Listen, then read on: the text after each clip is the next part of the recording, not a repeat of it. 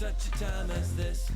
And welcome back to For Such a Time As This, the place where there is no such thing as a silent witness. You know, when you're doing a sermon, you try to give the sermon a title that embodies what the sermon is going to be about. Well, I'm going to give this video a title, and here's the title: I am afraid to fear man. And I'm not ashamed to admit it, I am afraid to fear man, which leads us to one of the verses that has shaped my Christian life, my Christian walk, and for darn sure, my Christian ministry. When I read this in the early 90s, when I was really growing and reading, I ran across this, and I have never forgotten it.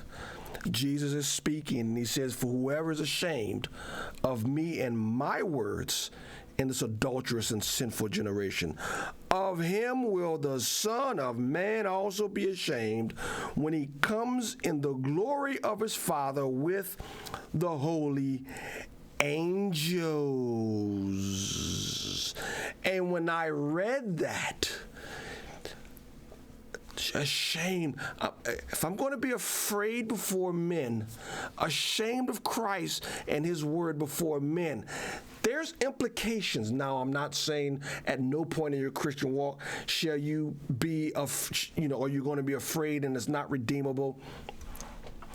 But when I read that, I got afraid.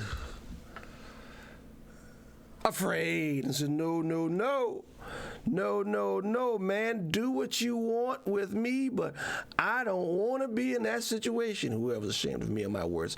And so I'll tell you flat out, I'm afraid to be afraid of you.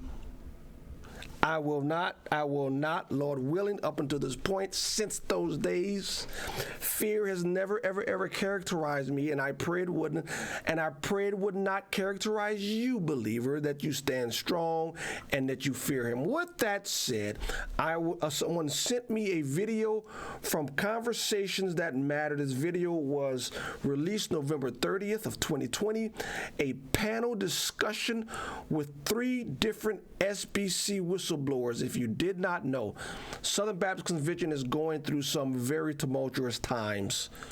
Critical race theory is running rampant, I believe, at all the seminaries, at least a majority of them, but I believe it's all of them. And I think some of the presidents are doing a two-step. And so John Harris on Conversation That Matters had a discussion with 3 of these guys, and let me play you a small snippet of one of them. I believe this is Dr. Fuller. Watch this. If I could just say one other quick thing, John, when I said there's a climate of fear at Southern Seminary, I've seen that even with the trustees. The last time when I was there in the fall before I got fired, I was sitting at a trustee banquet, talking to a trustee. And let me tell you, that trustee was afraid to speak up. He knows the problems. He told me the problems. He said he was against critical race theory. He said he knows that Curtis Woods, who was one of our full faculty members at the time, not full professor, but he was a faculty member, when he helped get Resolution 9 through, I said, hey, he's a professor here. Oh, yeah. But he was scared to death. I've only been a trustee for 3 years, and I can't really speak up and say anything. The trustees are just as intimidated as the faculty, just as intimidated as the students. The culture of fear is throughout, John.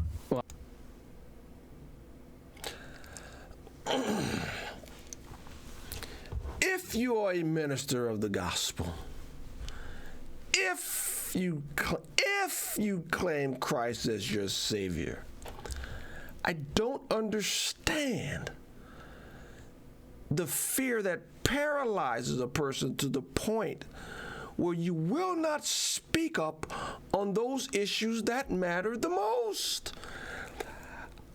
I would rather be kicked out of a church, kicked out of a seminary, kicked out of a club, kicked out of my friendship circles if need be, if it comes down to what I believe concerning the gospel.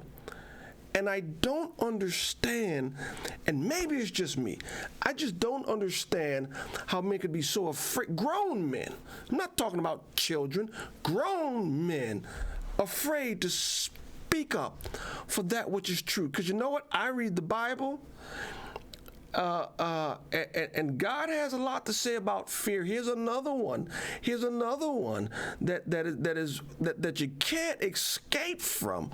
In Revelation 21, when speaking about a new heaven and a new earth, look at what it says here. The one who conquers will have this heritage, and I will be his God, and he will be my son. But as for the cowardly, the faithless, the detestable, as for murderers, sexual immorality, sorcerers, idolaters, liars, all liars, their portion will be in the lake that burns with fire and sulfur, which is the second death. Now let's work our way backwards. Who's going in the lake of the fire that burns with fire and sulfur, which is the second death? What comes before liars? Work our way backwards. All liars and idolaters and sorcerers. Before you get to the sexual immoral and the murderers, before you get to the detestable and the faithless, what's the first thing listed? Cowards! Cowards! Cowards! Cowards! Cowards! Cowards! Cowards. Cowards. And I'm not saying that a true believer cannot lack courage at certain points in his or her life. But if that's a characteristic, if that is normal, if you can go for years and years and stand by while people trample on the gospel and you keep your mouth closed, you see, I believe there's a difference than believing it here and believing it here. You can intellectually say Jesus is Lord and Savior. Intellectually. You can agree mentally to the things of the gospel. That does not mean you are saved. It is a faith. It is accepting by faith and living out in faith and trust to the point to where, fear may be there, but I believe a genuine faith produces courage. Courage. Because here's one of the things I've learned. It's one of the things that I've found to be true. That which you fear the most, you will ultimately worship.